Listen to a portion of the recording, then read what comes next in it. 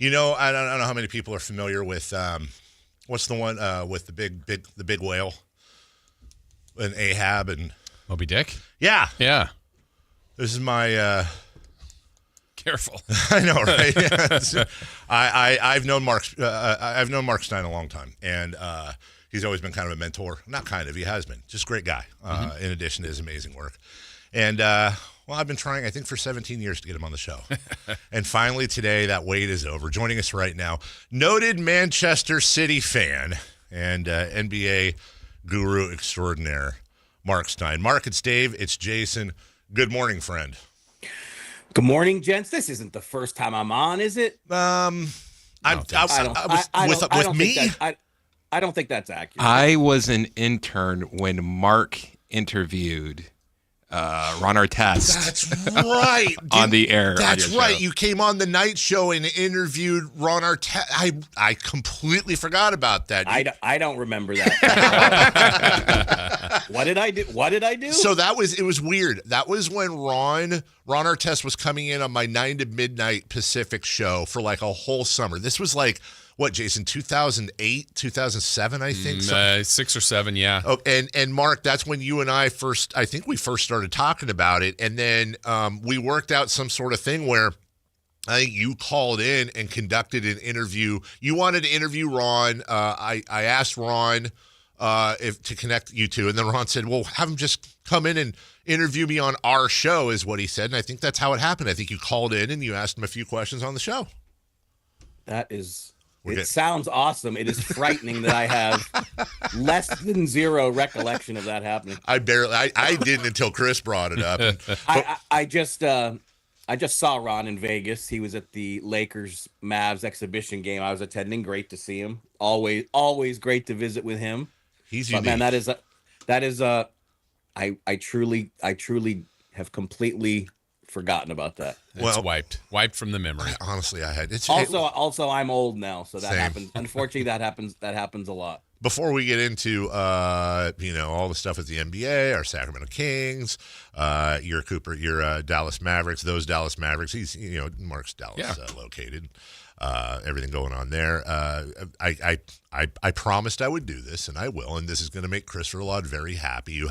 What's the tattoo you have on your wrist, Chris? Explain real quick. 93-20. 93-20. And what does that represent, Chris? Sergio Aguero's goal when they won the league. Okay, so we got a diehard over here too. Mark, how was your experience watching my Terriers get beaten by your Manchester City juggernauts? Well, that's why I asked you to lift the ban of me from your show, because I wanted to come on here and publicly thank you for just a wonderful evening in Huddersfield. Like, I tell people this story. I'm like, that guy in Sacramento, like, I still, I've been following English football for 40 something years. Wow. I've been going there for 30 something years. And the story of you being involved with a team in Leeds is just wild, or near Leeds, and in Yorkshire, I should say. Let me say it properly. That was completely wrong. A team in Yorkshire adjacent. Yes.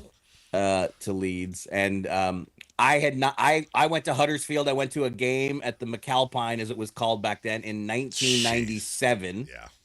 Huddersfield actually beat West Ham in the same competition, the League Cup. And when the draw happened for, I want to say, was it the third round? When the draw was happening, I was at home and I was like, we are going to draw Huddersfield away, and it's going to be Carmichael Day v. Stein in the League Cup. Yep. And it happened. Yep. And it happened when I was over there. I went to England. I mean, I'm so far gone. Like, I went in August, I went in September, and the dates lined up. And unfortunately, I know your Concorde was grounded, so you could not get there. Yeah. But you were a host of just, it was wonderful. I was treated so well, and I thank you. I thank you profusely for that. I really wish you could have been there. I really wanted to watch the game with you. Yeah. I think I would have written about it. I think it would have been crazy if these two NBA chroniclers are in faraway Huddersfield watching Huddersfield Town host Man City in the League Cup. Unfortunately, we didn't get that chance. Yeah. But someday, we're going to do it someday. I'm leaving next Thursday I'll be there next weekend, and I will be thinking of you, friend. What's the routing? Sacramento to Huddersfield. What's the routing? So it's drive to San Francisco, if that's the first route. And then it's either United or Aer Lingus direct, or in this case, my preferred route, JetBlue to either Boston or in this case, JFK. JFK to Heathrow, Uber for an hour to King's Cross, 2 hour and 51-minute train to Leeds, block and a half walk to the Dakota. And sounds easy. It's fine. I get a book. That's the route, Mark. All worth it, man. It is. You are in the hierarchy of an English professional football team somehow. I don't know. I don't get it. If they were listening to your takes on this show, I don't know. I don't know if it would have happened. No chance.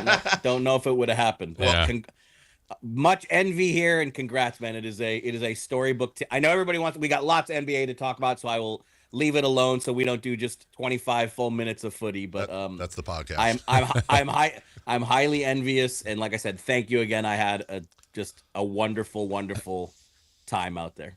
My pleasure. Yeah, Mark, congrats to you, by the way, on now being part. I mean, you've been all over NBA before, but the Amazon's coverage, that's exciting for you. Thank you. Yeah, tonight's opening night for the NBA on Prime. Huge night. 2 great games. A lot of guys who I covered their whole careers in studio tonight. Taylor Rooks hosting, Blake Griffin, Dirk Nowitzki, Steve Nash, Udonis Haslem. And it has, obviously the focus this week has not been what's happening on the court, which is one of the sad things because the games, just game after game after game, have been ridiculous. Wednesday night, I saw Wemby literally do things I have never seen in 3+ decades covering this league. And then last night's games were just, double overtime again for the Thunder. The Nuggets Warriors game was ridiculous. But obviously, we got some heavier topics to discuss. Well, and let's get to, by the way, did you see the picture? Did you see the group shot of you being flanked by Cooper Flagg and Victor Wembanyama? Yeah, I don't know that those guys would consider it a group shot, but it was those two on the court, right? Mm-hmm. And then in the middle, you see there's Mark. There's Mark just hanging out. Well, you gotta frame it. I'm not as spoiled as Carmichael Dave, but I am quite spoiled. My seat in Dallas is very, very good. So yeah, that was nice, and that's you see the future of the NBA right there in a hell of a performance by Victor Wembanyama. Let's look. We want to get to the Sacramento Kings, but obviously I have to ask you about the NBA. Everything that came out yesterday. It doesn't seem like a coincidence. This came out on really the real big fat opening day of the NBA, and I'll just ask you to speak in generalities, Mark, on the short and far-reaching what you think consequences of this whole thing is going to be. Well, obviously, it's a league-shaking development because look, we've seen stories like this before. Since the Jonte Porter situation, we've been dealing with stories like this in the NBA for well over a year now. But the allegations that were levied Thursday morning, very, very early, they involve a sitting NBA head coach. That takes it to a completely different level. Again, the season just started, and it is impossible if you do what we do to really talk or think about much else than a story like this.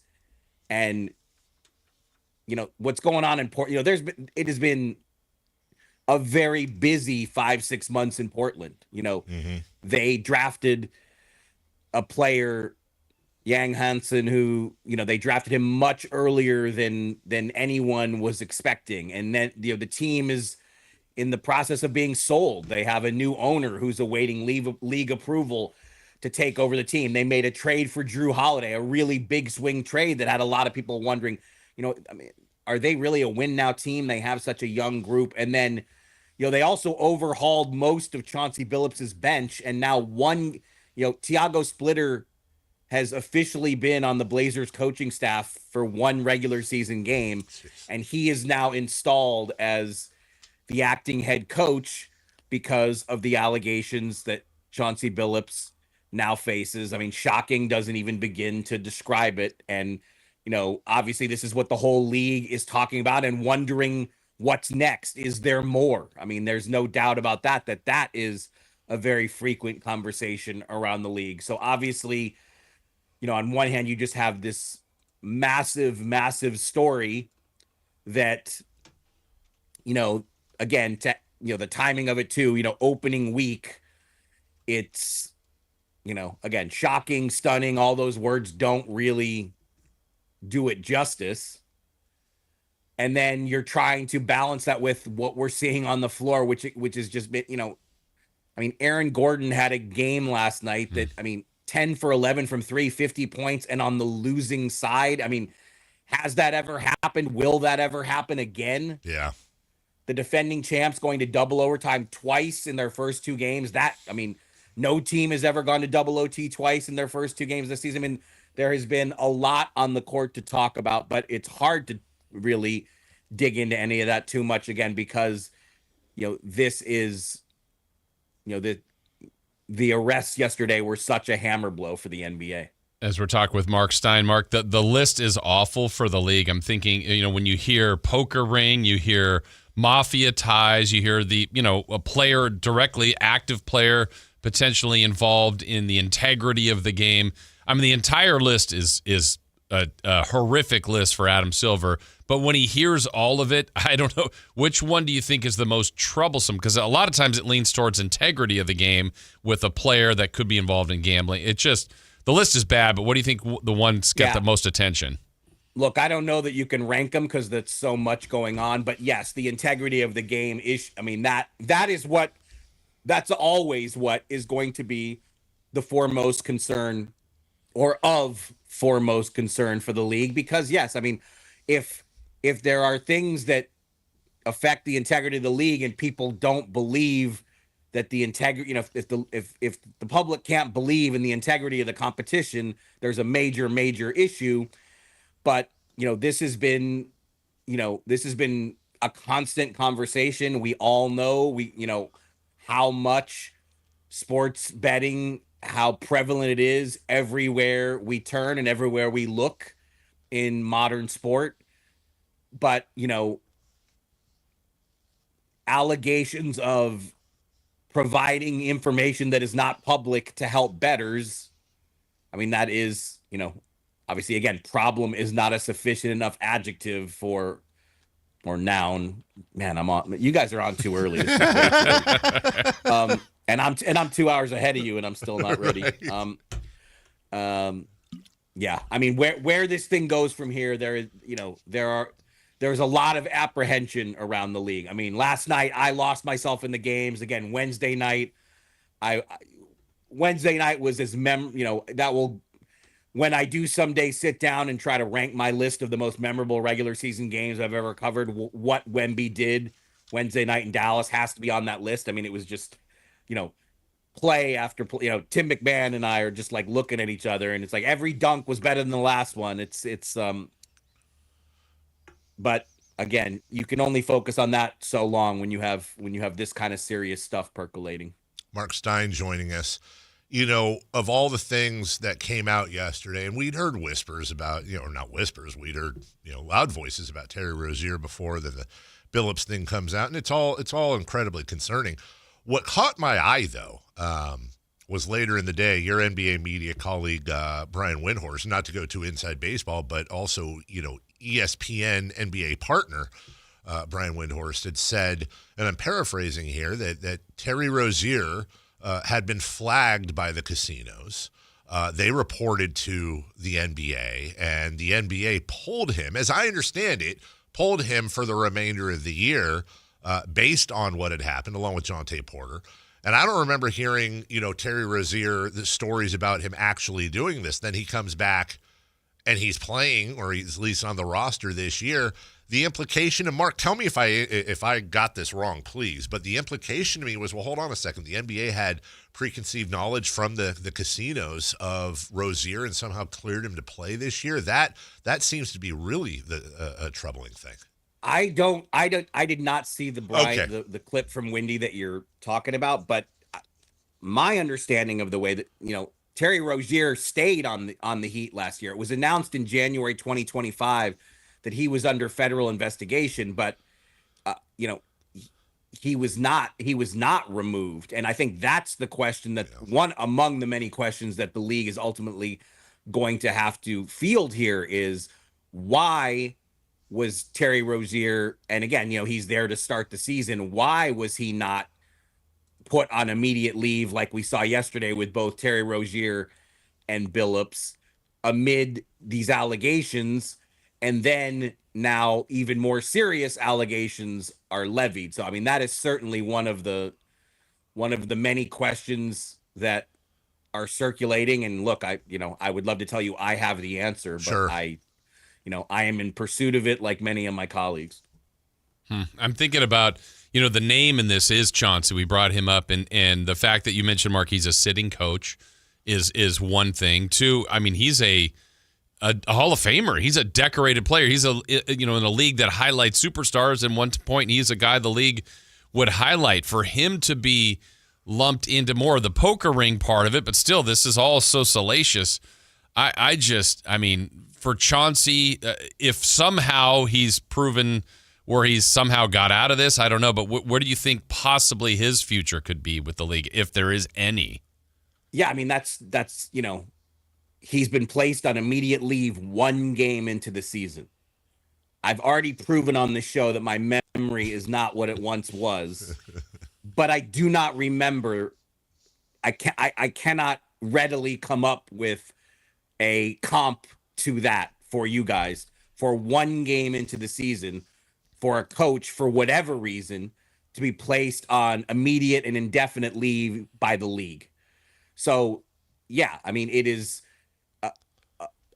a source of endless curiosity. Again, I am no legal expert by any means. My gut would say that from the FBI perspective, whatever happened in these alleged rigged poker games is probably of greater interest to them. But from NBA purposes, what jumped off the page and what you guys saw go all over the place yesterday after the indictment started to circulate was the line about co-conspirator 8 being alleged to have shared information about, hey, a bunch of Blazers aren't playing, they're tanking, and the description of who they described who provided that information, someone who was drafted in 1997, stopped playing in 2014, is a Portland resident who now coaches in the NBA. That description didn't exactly leave a lot of wiggle room. Again, underline that these are all allegations. This is all alleged. It is all alleged illegal gambling. But I mean, that was obviously, as talked about yesterday, and still as much as anything that's happened in this case right now. That's Marc Stein we're listening to right now on the program, a treat for all of our listeners. And before we move on, I mean, the time's already flying here. We have to ask you about our Sacramento Kings. I know you got a whole league to cover. I know the Kings aren't top priority, but you pay attention. That's not true. I'm just saying, keep in mind, all 30 teams are of equal priority. And no matter what you say, Mark, you ain't gonna hurt our feelings, good or bad. Obviously, we've heard it all, and in some cases agree with a lot of it. But just your thoughts on this team, the direction, anything you want to throw in for the season. Well, look, I mean, the roster certainly raises a question or three. I actually didn't, the Russ signing, that actually didn't really surprise. I mean, look, it's not just the fact that we've been hearing Kings' interest in Russ going all the way back to July, but they do need someone with edge and personality. And you could see why if we all covered Doug Christie's whole career. If Doug Christie's the coach of this team, you can understand why Doug Christie would want a Russell Westbrook to come in there and liven things up and bring energy and bring an edge that this team doesn't have. And look, frankly, last season, the Kings got woeful production out of the bench. So if he can boost that, there is a case to be made. The tricky part there is the word all summer, which Jake Fisher and I were reporting on my Substack. Jake's a twice a week contributor for me. How many times did we write it? 5, 6? I mean, it seemed like every Around the League notebook we had a similar item on the Kings that all the word was they either were going to try to move out Malik Monk or maybe even more likely move out Devin Carter, and none of that happened. Yeah. In the end, they just said, you know what? We're going to sign Russ anyway, even though we haven't cleared that space in the background. I mean, the great news tonight, it sounds like Sabonis has been upgraded to questionable because, one of the best things the Kings do have going for themselves is Sabonis' durability. I mean, he is a very durable player. So when the season starts and Keegan Murray's got this thumb injury and Sabonis can't go, it's like, I mean, they don't even have the durability now. I mean, like, that's just so if Sabonis can play, maybe tonight proves too soon. I haven't seen an update on his status, but I mean, he's close. Obviously, if he's been upgraded to questionable, that's a huge help. But the other thing is, the Kings are in the wrong conference, and there's nothing they can do about that. You guys are as far west as it gets, and the West is a monster. I mean, the West is this very weird contradiction of being absolutely deep, ridiculously stacked, and yet there's this runaway favorite in Oklahoma City. Yeah. But I mean, the Kings are going to need an everything goes right season to get into the playoffs. And you guys have covered this team a lot longer than me from a lot closer range. There have not been many everything goes right seasons in the 916. No, there haven't. Very true. But hey, you know what? We could be digging ditches, right? Very true. Yeah, whatever. We're not doing that. Mark, it's such a pleasure to have you on, and we appreciate it. And for those out there that have watched you and read you for so many years, just please remind everybody where they can consume all things Marc Stein. Well, my Substack, the Stein Line, easily found, markstein.substack.com. I'm frequently contributing all week long to the All City Network with DLS, All City NBA. You guys were kind enough to mention the Amazon thing, but forget about me, man. Enough about me. Seriously, thank you again for the ridiculously wonderful hospitality in Huddersfield. I had a really good night, and I am, up the Terriers, rooting for you guys to win the division, get promotion, whichever way, playoffs, first, second playoffs, however it has to happen. And like I said, someday I look forward to you and I watching a game over there together. My friend, that we were just a couple weeks off. We will one day be sitting there in the box watching, and not just our match, but I wouldn't mind taking a ride over the Etihad to see what. Now that's only for your producer. Mark, have a wonderful season. Thank you so much, and thanks for taking the time with us. All right, guys, be good. All right, you take care. That is Marc Stein. By the way, got through the whole interview because we have Mark Spears on next. I was so afraid I was going to reset it. Right. Yeah, right. Exactly, just because they're so close. Marc Stein, he is absolutely awesome. By the way, Mark Spears is going to move to 9 a.m. We're kind of shuffling all the way around. We'll have him from around 9 to 9:15, so the cavalcade continues. Want to remind you, we didn't forget, by the way, we've got 2 lower-level Kings tickets to the November 7th Kings versus Thunder game. That's the first NBA Cup game at Golden One, plus a one-night stay at the Kimpton Sawyer Hotel, plus a $200 gift card to Revival. All you got to do is listen for the code word and text it to 916-339-1140 for your chance to win. Today's code word is block. Block.